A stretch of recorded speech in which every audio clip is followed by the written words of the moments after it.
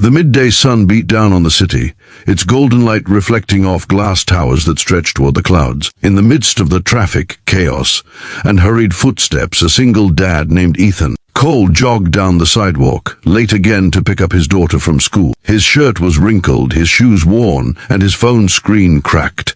A picture of a man trying to hold his life together with nothing but determination and love for his little girl. He had no idea that in a matter of seconds, his entire world was about to change. Just as Ethan passed the corner of Lexington and 5th, a black SUV screeched, tires screaming against the asphalt. A woman stepped off the curb, unaware of the speeding car. Instinct took over. Ethan dropped his coffee, sprinted forward, and threw himself at her with a strength he didn't know he had. The two tumbled onto the pavement, his body shielding hers as the SUV missed them by inches and crashed into a lamppost. The sound echoed through the street, followed by gasps and shouts. For a few seconds, everything was silent. Then the woman looked up at him, her chest rising in quick, shallow breaths. She was beautiful in a sharp, commanding way, dark brown hair, elegant features, and eyes that seemed to hold both fear and gratitude. "You saved me," she whispered, voice trembling. Ethan nodded, still catching his breath, just doing what anyone would do. But deep down, he knew not everyone would have risked their life for a stranger. If you believe in kindness, second chances, and the power of doing good even when no one is watching, make sure to like, comment, share, and subscribe to Kindness Journal. Your support helps us keep spreading stories that remind the world there's still good in it. The woman's name was Ava Sinclair, CEO of Sinclair Innovations, a tech company known across the country for its sleek devices and its powerful, intimidating leader. The news ran the story for days. Single father saves CEO's life. Cameras followed Ethan for interviews, his quiet humility winning over the public, but fame wasn't what he wanted. After all the noise faded, Ethan went back to his small apartment, back to making peanut butter sandwiches for his 8-year-old daughter Maya, and back to working double shifts at a delivery warehouse. His life was hard, but simple. He didn't mind that the walls of his apartment were thin or that his car broke down every other month. What mattered was Maya's smile, that innocent laugh that made the world feel less heavy. Yet behind that smile, there were nights she asked questions like, "Daddy, why can't you come to my school trip? Or will we ever have a house with a yard?" Ethan never had the heart to tell her how close to the edge they really were.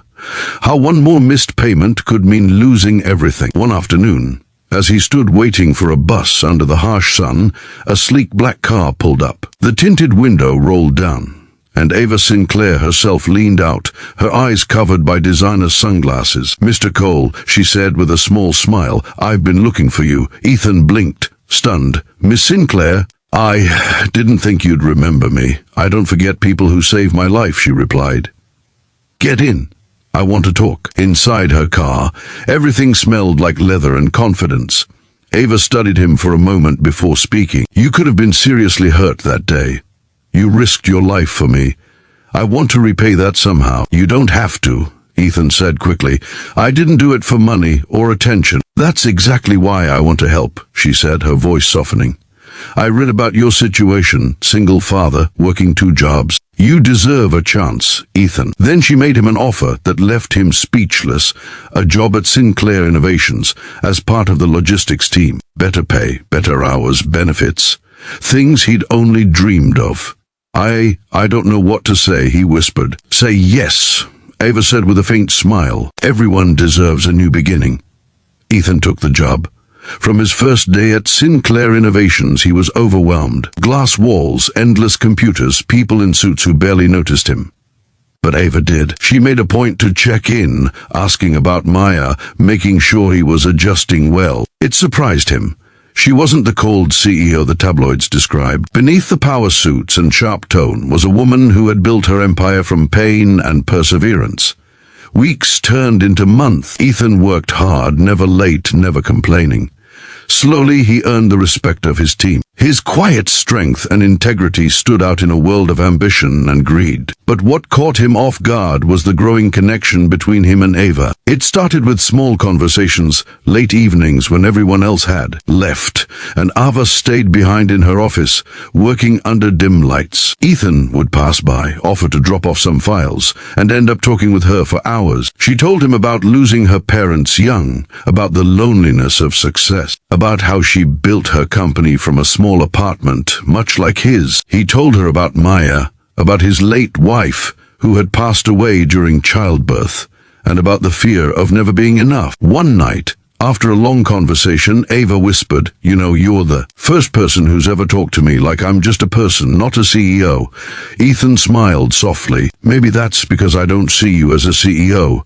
I see someone who needed saving, and still does." There was silence. Then, for the first time in years, Ava laughed, not the polite laugh she gave at events, but a real, unguarded one. Their bond grew deeper. Ava began inviting Ethan and Maya to her private company picnics, then small dinners, then to her home. Maya adored Ava instantly, running through her garden like it was a fairy tale. Ava, in turn, became something of a guardian angel to her, helping with school, buying her books, showing her what dreams could look like.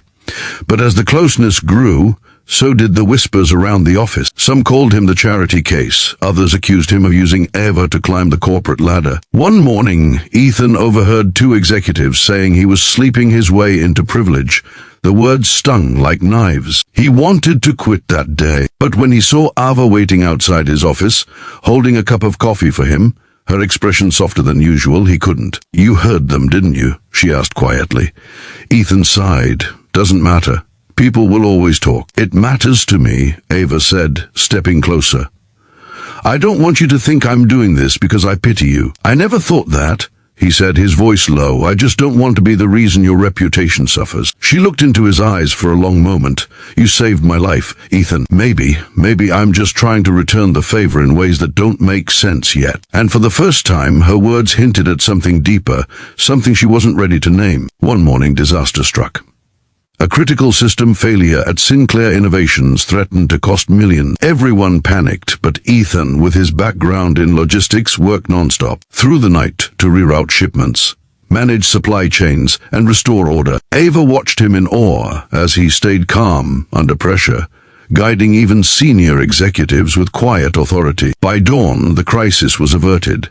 The board praised Ava for her leadership, but she corrected them. "Don't thank me," she said in front of everyone. "Thank Ethan Cole. He's the reason we didn't lose everything." Applause filled the room, but the look she gave him afterward wasn't one of gratitude.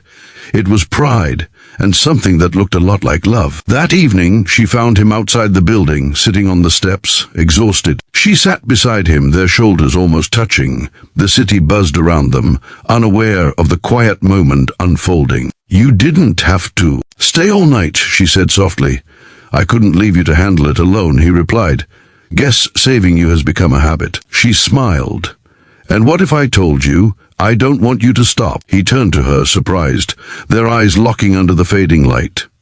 "Ava," he began, but she placed a hand over his. "You've given me more than safety, Ethan. You reminded me what it means to feel, to care. I thought success was everything, until you and Maya showed me what life could be." For the first time, Ava Sinclair, the unshakable CEO, had tears in her eyes. Ethan didn't speak. He just reached out, taking her hand gently, as if afraid she might disappear.